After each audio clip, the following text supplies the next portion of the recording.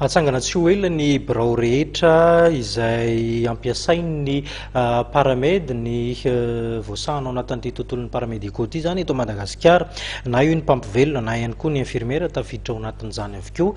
Fiara-miasan'izy ireo niaraka tamin'ny ministeran'ny fahasalamam-bahoaka no ahafahana manatontosa azy ity.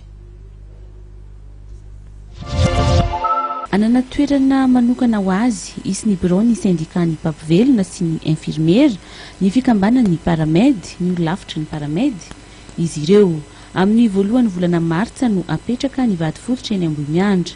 Mitentana 3 miliara ariary ny teti-bidin'ny fananganana ny trano izay misy rihana 3.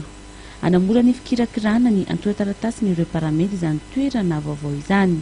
Vinan'ny association de paramédicaux nandritra ny taona maro tamin'ny 2015 indrindra tany Antsoia no tapahana fa andeha hanangana trano be anankiray ny paramedy mba hampionana ny paramedy rehetra, izany hoe paramedy ray trano zany ny vina tao anatin'izay.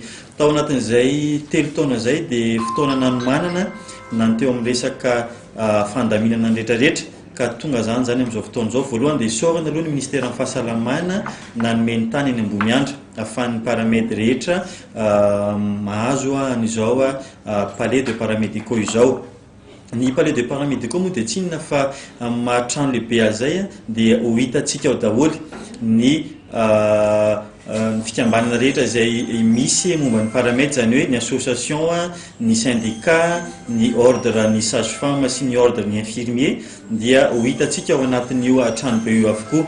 Ankoatran'izay koa dia anisan'ny trano izay anamorana fivahinianan'ny paramedy rehetra avy any amin'ny faritra eto Antananarivo, satria eto moa no capitale ho an'ny asam-panjakana dia ho sahirana zany ny paramedy amin'ny resaka fihavianana, satria efa somary sahirana amin'ny paramedy amin'ny resaka karama, dia mba manamora an'izay fivahinianana izay zany fisian'ny trano.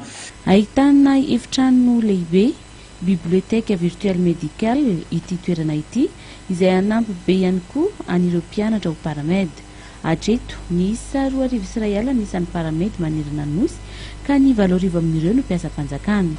Ezahana ho vitaina alohan'ny faran'ny taona kosa ity trano na palais de paramedy ity.